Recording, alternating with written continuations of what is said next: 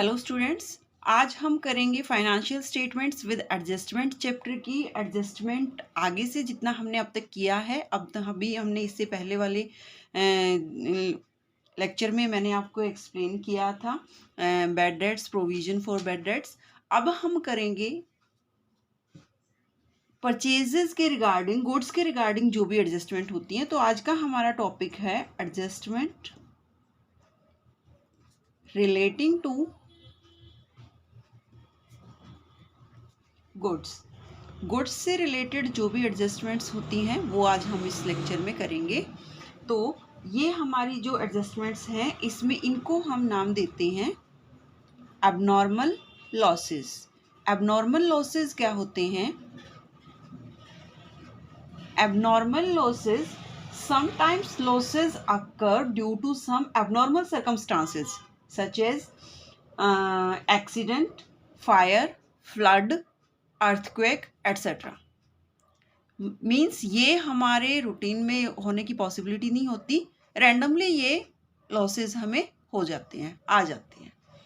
तो ये जो हमारे लॉसेस हैं इन्हें हम कहते हैं एबनॉर्मल लॉसेस। इन लॉसेस को हम 2 कैटेगरीज में डिवाइड करते हैं। First one is loss of goods and second one is loss of fixed asset. Loss of goods and loss of fixed assets. Loss of goods में हमारा लॉस सेम रीजन हो सकते हैं। लॉस बाय फायर हो सकता है, loss by theft हो सकता है, लॉस बाय एनी एक्सीडेंट हो सकता है। तो इनको हम डालते हैं loss of goods by any reason.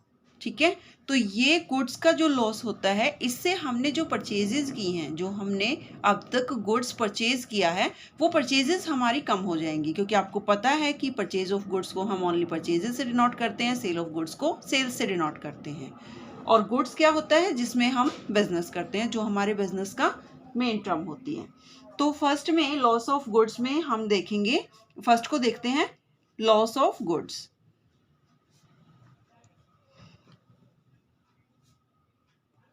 Loss of goods में लॉस किसी भी रीजन से हो सकता है। May be loss by accident, may be loss by fire, may be loss by theft. तो उसकी मैं आपको जर्नल एंट्री यहाँ पर एक्सप्लेन कर रही हूँ। इसकी हम जर्नल एंट्री क्या करते हैं? जब हमें लॉस होता है विद एनी रीजन, जिस भी रीजन से हमें गुड्स का लॉस होता है, तो हम फर्स्ट डालते हैं लॉस बाय एक्सीडेंट। अगर हमारा एक्सीडेंट से लॉस हुआ है तो हम लिखेंगे loss by accident account debit.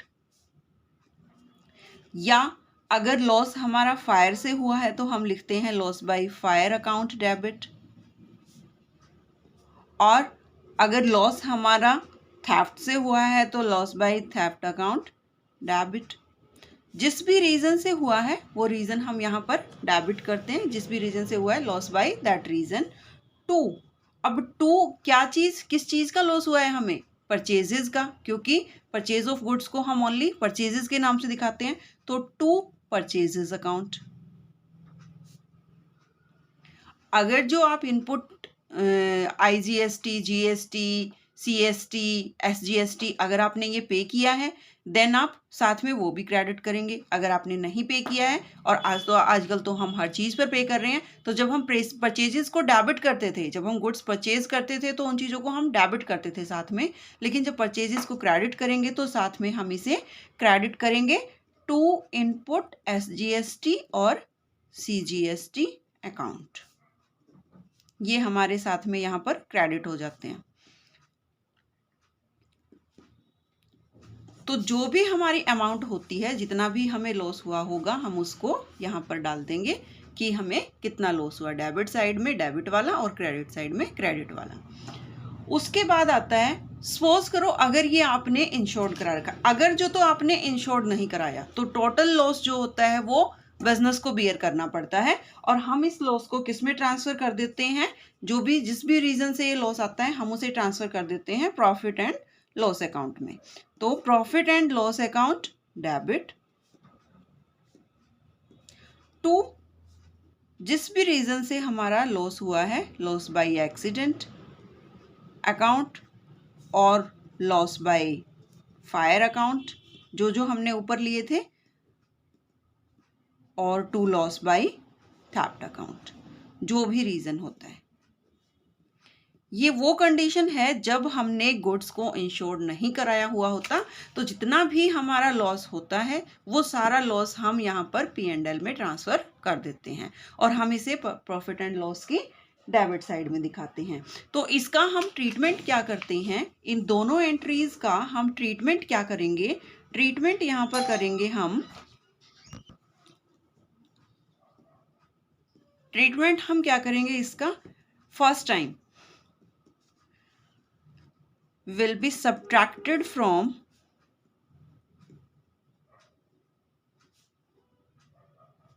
purchases in the trading account। Trading account में जो हम परचेजेस दिखाते हैं उसमें से हम इसे माइनस कर देंगे, और second time profit and loss account में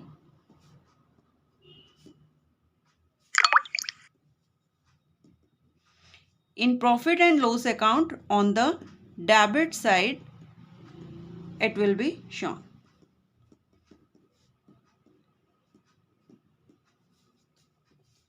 by name, loss by accident, loss by और loss by fire, तीनों एक साथ बता रही हूँ मैं आपको, और loss by theft। इस नाम से हम इनको दिखा देंगे, loss by accident, loss by fire और लॉस बाय थेफ्ट। ये वो कंडीशन है जब हमने गुड्स को इंश्योर्ड नहीं करा रखा, यहाँ पर हमने गुड्स का इंश्योरेंस नहीं कराया जिसका हमें लॉस हुआ है। लेकिन जब हमने इसका इंश्योरेंस कराया होता है तो उस केस में हम क्या करते हैं, जब हमने गुड्स का इंश्योरेंस कराया हुआ होता है तो उस केस में इंश्योरेंस कंपनी क्लेम एडमिट कर लेगी और कंप्लीट लॉस बिजनेस को नहीं लेना पड़ता, कुछ पेमेंट इंश्योरेंस कंपनी कर देती है। तो जब गुड्स को हमने इंश्योरेंस किया हुआ होता है तो उस कंडीशन में जो हमने प्रॉफिट एंड लॉस अकाउंट के डेबिट में ट्रांसफर करने की एंट्री की है, प्रॉफिट एंड लॉस अकाउंट जो अभी हम पीछे एंट्री करके आए थे, profit and loss account debit to loss by accident और लॉस बाय फायर और लॉस बाय थेफ्ट, इस एंट्री में सारा लॉस हम प्रॉफिट एंड लॉस अकाउंट में नहीं भेजेंगे क्योंकि सारा लॉस हम बियर नहीं कर रहे। जितना कंपनी एडमिट करती है उतना हम इंश्योरेंस कंपनी क्लेम अकाउंट को डेबिट करेंगे।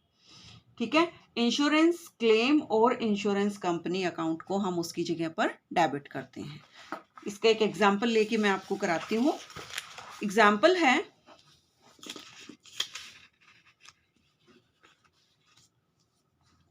when goods are insured,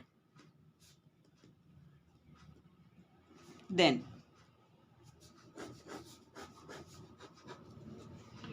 example है, goods worth ₹50,000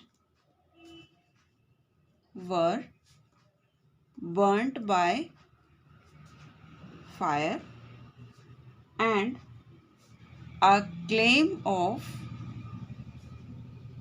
70% has been accepted by the insurance company. क्योंकि हमने इसको इंश्योरेंस कराया था तभी इंश्योरेंस कंपनी जो है वो क्लेम एडमिट कर रही है। तो हमारा जो गुड्स था जिसका हमें लॉस हुआ है दैट वाज ₹50,000 और इसका 70% जो है इंश्योरेंस कंपनी ने क्लेम एडमिट कर लिया है। इंश्योरेंस कंपनी ने हमारा यहाँ पर क्लेम एडमिट किया है 70% का। तो इसकी जो फर्स्ट एंट्री होएगी वो हम एंट्री करते हैं loss by fire account debit to purchases, क्योंकि गुड्स का लॉस हुआ है, टू परचेजेस अकाउंट बाय 50,000। ये हमारी जर्नल एंट्री बनती है कि हम इसके डेबिट और क्रेडिट में 50,000 अमाउंट डाल देंगे।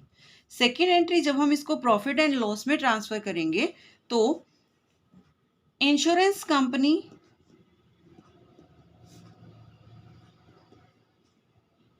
अकाउंट डेबिट,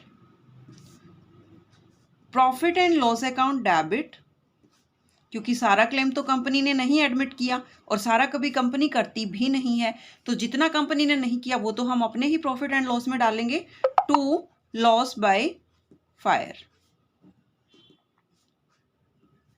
अब कंपनी ने कितना क्लेम एडमिट किया है? 50,000 का टोटल लॉस है, जिसमें कंपनी ने 70% क्लेम एडमिट किया है, मीन्स 35,000 कंपनी के अकाउंट में। टोटल लॉस है हमारा 50,000 का, 35,000 कंपनी ने एडमिट कर लिया है क्लेम, और 15,000 का लॉस जो है हम अपने प्रॉफिट एंड लॉस अकाउंट में शो करेंगे। तो इसका जब हम ट्रीटमेंट करते हैं, जब हम इसे फाइनली भेजते हैं अपनी बैलेंस शीट और फाइनल अकाउंट्स में, तो हम क्या करेंगे? 50,000 will be deducted from the trading purchases in the trading account, and 35,000 जो इंश्योरेंस कंपनी ने क्लेम एडमिट किया है वो बैलेंस शीट की एसेट साइड में, और जो 15,000 का हमें लॉस हुआ है वो हम दिखाएंगे प्रॉफिट एंड लॉस अकाउंट में डेबिट साइड में। तो मैं आपको इसका ट्रीटमेंट करके दिखाती हूँ। सबसे पहले ट्रेडिंग अकाउंट में,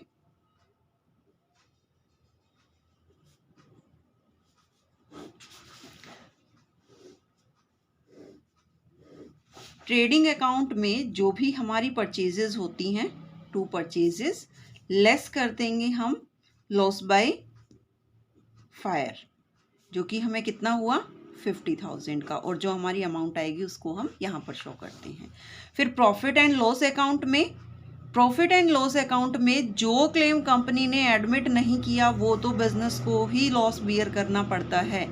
तो टू लॉस बाय फायर हम सिर्फ यहाँ पर अमाउंट दिखाएंगे 15,000 की, जो लॉस कंपनी ने एडमिट नहीं किया, जो हमने इस एंट्री में प्रॉफिट एंड लॉस में डेबिट में किया था। ये हमने वैसे भी लेजर के रूल पढ़े हुए होते हैं कि प्रॉफिट एंड लॉस में to loss by fire amount 15,000, and जो इंश्योरेंस कंपनी ने क्लेम एडमिट किया है वो हम बैलेंस शीट में दिखाएंगे, बैलेंस शीट की एसेट साइड में इंश्योरेंस कंपनी के नाम से जो हमने क्लेम हमें एडमिट हुआ है, इंश्योरेंस कंपनी के नाम से हम दिखा देंगे ₹35,000।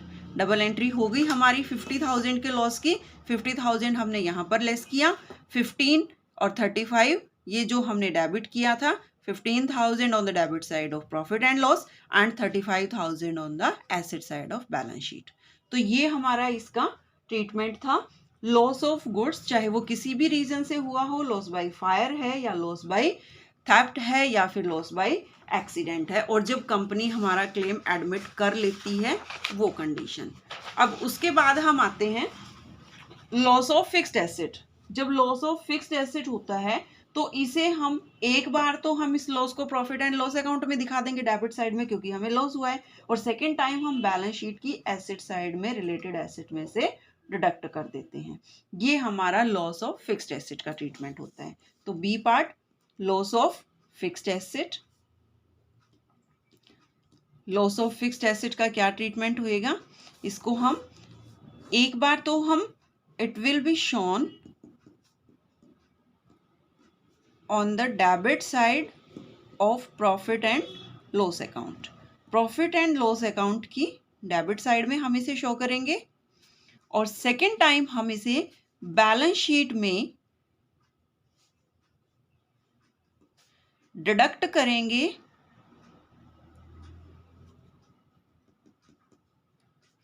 फ्रॉम रिलेटेड एसेट या कंसर्न्ड एसेट। जो भी एसेट होएगी, अगर मशीनरी है तो मशीनरी में से लेस कर देंगे, अगर कोई बिल्डिंग है तो हम बिल्डिंग में से लेस कर देंगे। उसके अलावा भी हम गुड्स का जो है वो यूज़ कर सकते हैं। गुड्स को हम कैसे यूज़ करते हैं? जैसे चैरिटी में यूज़ करते हैं, ठीक है। तो जब हम चैरिटी करते हैं इन फॉर्म ऑफ गुड्स, तो हमारा जो नेक्स्ट पॉइंट है, third point, charity in form of goods. जब हम गुड्स को चैरिटी में देते हैं, कई बार जो बिजनेस होता है वो गुड्स को चैरिटी में दे देता है, दान कर देता है, तो चैरिटी हमारे लिए एक एक्सपेंस हुई। मीन्स हमें अपने बिजनेस को कंटिन्यू रखने के लिए, बिजनेस को चलाने के लिए हमें बहुत तरह के एक्सपेंस करने पड़ते हैं, हमें चैरिटी भी करनी पड़ती है क्योंकि ये भी एक पार्ट माना जाता है। तो चैरिटी को हम क्या करेंगे? एक टाइम तो debit side of P&L show करते हैं, प्रॉफिट एंड लॉस अकाउंट, में डेबिट साइड में शो करेंगे। किस नेम से? By name of charity. एक बार तो हम इसको इस नाम से शो करेंगे, ठीक है। और सेकेंड टाइम हम जो चैरिटी का ट्रीटमेंट होता है इसको हम परचेजेस में से लेस करेंगे, ट्रेडिंग अकाउंट में परचेजेस में से लेस कर देंगे। क्यों? क्योंकि ये हमारा परचेजेस इससे कम हो जाती हैं। Will be deducted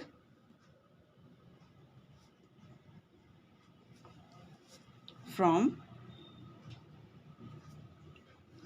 purchases in the trading account. Trading account में परचेजेस में से हम इसे लेस कर देंगे, ठीक है। उसके बाद आता है goods distributed as free sample. Goods distributed as free sample, इसको हम फ्री सैंपल में हम कब डिस्ट्रीब्यूट करते हैं? Goods distributed as free sample. Free sample का मतलब क्या होता है? जब हम एक कोई सैंपल हम किसी को विदाउट कॉस्ट देते हैं, फ्री देते हैं। जैसे जब बुक्स होती हैं हमारी, वो स्कूलों में भेजी जाती हैं फ्री सैंपल के तौर पर, ठीक है। हम हमारे जो सप्लायर्स हैं उनको हम फ्री सैंपल के लिए देते हैं।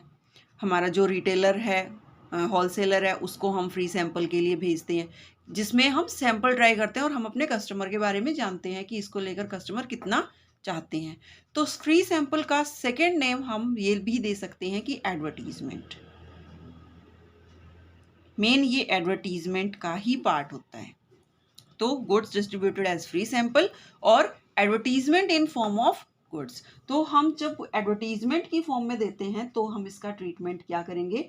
हमारी जो एंट्री बनती है वो बनती है एडवर्टीजमेंट अकाउंट डेबिट, या फिर आप लिख सकते हो free sample account debit, advertisement account debit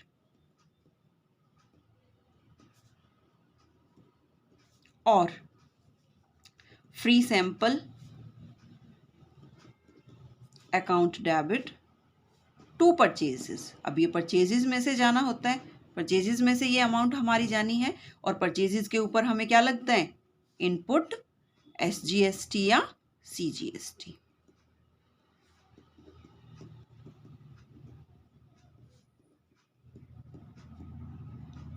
ये हम यहाँ पर क्रेडिट करते हैं। तो इसका ट्रीटमेंट क्या होता है? इसका treatment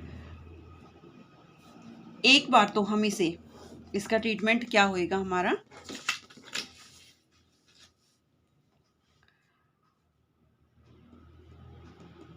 It will be deducted from the purchases in the trading account and will be shown on the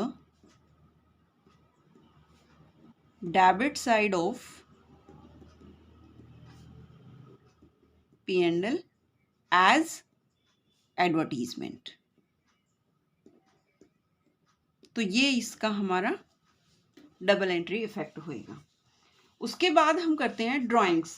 drawings अब तक हमने कैश में पढ़ी थी, तो drawings in form of goods भी हो सकती है। ड्राइंग्स इन गुड्स, जब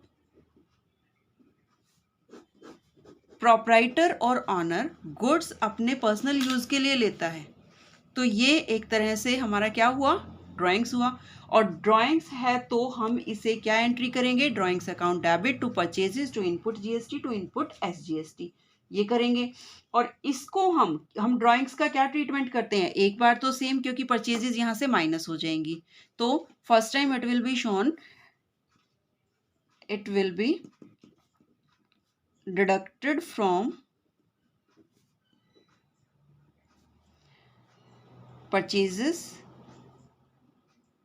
in the trading account, and second time it will be deducted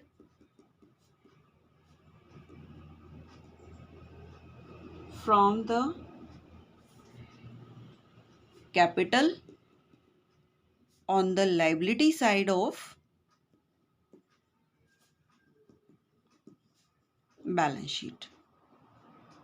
ये इसका यहाँ पर ट्रीटमेंट होगा, ठीक है। इसके बाद एक हमारा पॉइंट आता है एम्प्लॉयड इंटरेस्ट। कई बार ना तो हमें एडजस्टमेंट में कुछ गिवन होता है, एडजस्टमेंट में हमें कोई भी इंफॉर्मेशन नहीं होती, और जब एडजस्टमेंट में हमें इंफॉर्मेशन नहीं होती तो उसमें लेकिन फिर भी हमें ट्रायल बैलेंस में लोन गिवन होता है और लोन के ऊपर रेट ऑफ इंटरेस्ट लिखी हुई होती है, और वो रेट ऑफ इंटरेस्ट जैसे कि 12% लोन है, 15% लोन है, और उसके साथ साथ कुछ इंटरेस्ट भी हमें कई बार क्वेश्चन में दिया हुआ होता है कि भाई interest paid on loan this, लेकिन वो इंटरेस्ट जो होता है कंप्लीट नहीं होता, उसमें से कुछ अमाउंट जो होती है वो अनपेड होती है। वो अनपेड इंटरेस्ट जो होता है हमारा आउटस्टैंडिंग इंटरेस्ट होता है, जो हमने पे नहीं कर रखा होता।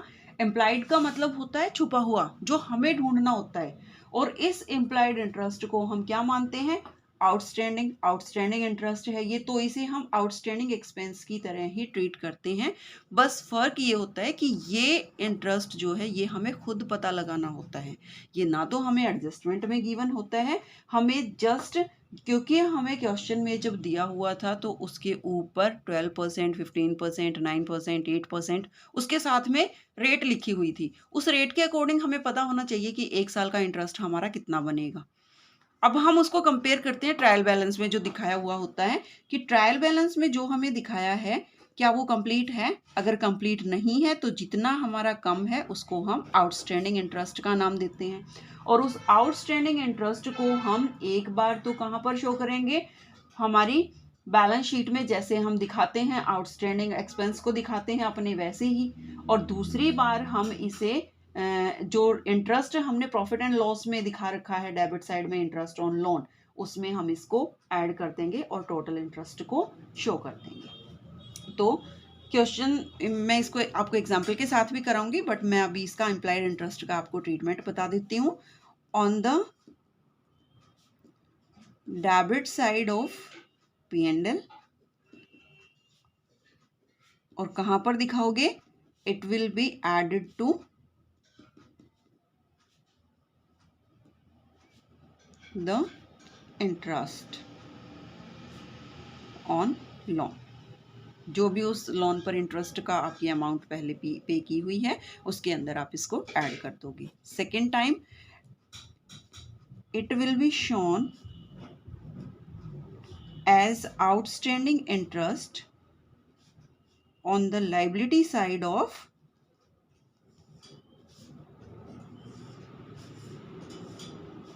Balance sheet. बैलेंस शीट की लायबिलिटी साइड में हम इसे आउटस्टैंडिंग एक्सपेंस की तरह दिखाते हैं। एग्जाम्पल है, सपोज करो ये आपको ट्रायल बैलेंस गिवन है, और ट्रायल बैलेंस में हमें दिया है लोन फ्रॉम एक्स, किस रेट से? एट 15% पर एनम, ये हमें दिया है यहाँ पर। और सपोज करो इंटरेस्ट लोन है हमारा, सॉरी क्रेडिट में आता है 20,000, क्योंकि ये हमारी लायबिलिटी होती है तो हम इसको क्रेडिट में शो करते हैं। ये हमें ट्रायल बैलेंस में दिया हुआ है, ठीक है। उसके बाद इंटरेस्ट ऑन लोन,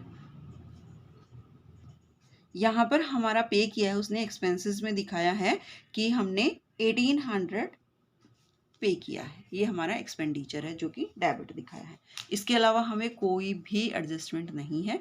अब हमें खुद ये देखना है कि 15% 20,000 पर कितना बनता है, और कितना हम पे कर चुके हैं, और कितना हमारा आउटस्टैंडिंग है। तो अब हम इसका ट्रीटमेंट कैसे करेंगे?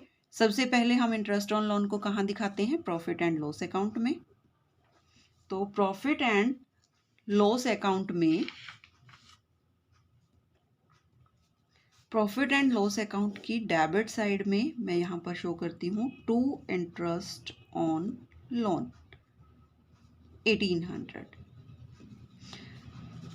यहाँ पर मैं कैलकुलेशन करती हूँ इंटरेस्ट ऑन लोन, कितनी कैलकुलेशन बनती है मेरी? 20,000 का 15% 3,000 होता है, और हमने पे कितना किया है? 1800, जो कि हमें ट्रायल बैलेंस में शो किया है। तो अब मैं इसमें ऐड करती हूँ आउटस्टैंडिंग इंटरेस्ट 1200 और टोटल ये कितना हो गया। अब हमने कंप्लीट ईयर का अपने profit and loss year account में दिखा दिया। अब बैलेंस शीट में इसकी एंट्री करते हैं हम। बैलेंस शीट में लायबिलिटी साइड में हम ये लोन दिखाते हैं, लोन फ्रॉम एक्स 20,000 और ऐड कर देंगे हम इसमें वो आउटस्टैंडिंग इंटरेस्ट जो 1200 हमने इसका और इसका डिफरेंस करके निकाला है 1200। तो टोटल लोन की अमाउंट होगी हमारी 21,200। मतलब हमें इतना उनको पे करना है। अब हमारी लायबिलिटी इतनी हो गई क्योंकि 1200 अभी हमने पे नहीं किया है, ये ड्यू है। ठीक है, इसके बाद आता है deferred revenue expenditure. Deferred revenue expenditure जो होते हैं हमारी, फॉर एग्जांपल हम एडवर्टीजमेंट में पैसा लगाते हैं, हम ये पैसा लगाते एक बार हैं लेकिन ये हमें बेनिफिट आगे आने वाले कई सालों तक देता है। तो जब ये हमें आगे आने वाले कई सालों तक बेनिफिट देता है तो हम इसे बोलते हैं डिफर्ड रेवेन्यू एक्सपेंडिचर। डिफर्ड कैसे है? क्योंकि हम इस पूरे एक्सपेंस को एक साल में, जिस साल हमने ये किया है उस साल में हम इसको नहीं करेंगे, क्योंकि नहीं, अगर हम एक ही साल में सारा एक्सपेंस राइट ऑफ करते हैं फ्रॉम पी एंड एल तो उस कंडीशन में हमारा प्रॉफिट तो कुछ भी नहीं आएगा, क्योंकि इन पर बहुत बड़ी अमाउंट लगती है। उस साल हमारा प्रॉफिट डाउन चला जाएगा और इससे हमारी जो कंपनी है उसकी मार्केट वैल्यू गिर सकती है, हमारे शेयर्स की वैल्यू डाउन आ सकती है। तो डिफर्ड रेवेन्यू एक्सपेंडिचर जो होते हैं इसमें सबसे पहले हम लेते हैं एडवर्टीजमेंट, इसका एग्जाम्पल है। ठीक है, सपोज करो आपको जो एडजस्टमेंट होएगी उसमें आपको गिवन होता है कि जो एडवर्टीजमेंट है उसका आपको कितना शेयर प्रॉफिट एंड लॉस से इस साल राइट ऑफ करना है। जितना हमें इस साल राइट ऑफ करना है उसे तो हम दिखाएंगे on the debit side of P and L. Amount to be written off on the in the current year। हमें करंट ईयर में जो हमारा ईयर चल रहा है उसमें जो राइट ऑफ करनी है वो हम यहाँ पर दिखाएंगे, किसमें? प्रॉफिट एंड लॉस में। और जो हमारा बाकी बच जाता है, सपोज करो हमें यहाँ पर 50,000 में से 10,000 यहाँ पर इस साल करने हैं एडजस्ट प्रॉफिट एंड लॉस से, तो हम 10,000 यहाँ पर debit side of P and L दिखाते हैं। और जो बाकी 40,000 रह गए उसे हम बैलेंस शीट की एसेट साइड में दिखाते हैं, क्योंकि हम इसे इन्वेस्टमेंट की तरह ट्रीट करते हैं, क्योंकि ये वो इन्वेस्टमेंट है जो आगे आने वाले कई सालों तक हमें बेनिफिट देगी। तो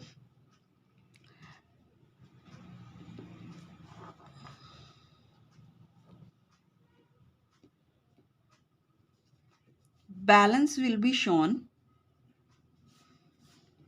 in the asset side, on the asset side of balance sheet।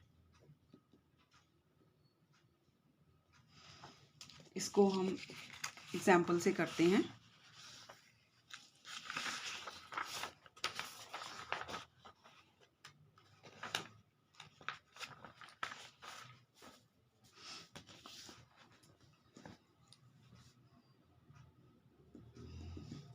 Trial balance में हमें एडवर्टीजमेंट दी हुई है। एडवर्टीजमेंट है हमारी यहाँ पर टोटल 50,000 की, और आपको गिवन है एडजस्टमेंट में 1/4 ऑफ द एडवर्टीजमेंट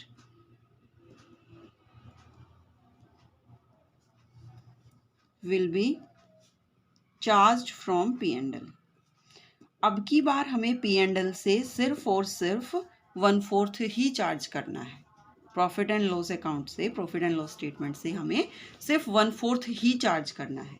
तो जब हम प्रॉफिट एंड लॉस से 1/4 चार्ज करेंगे तो हम इसका प्रॉफिट एंड लॉस में दिखाते हैं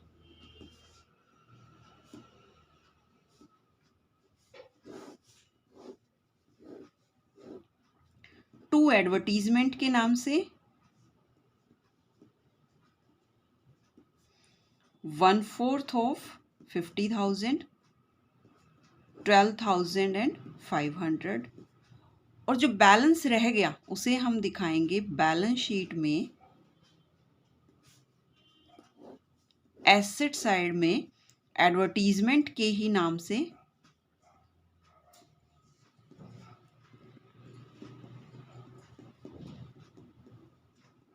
₹37,500 ये अमाउंट आ जाती है हमारी बैलेंस शीट में।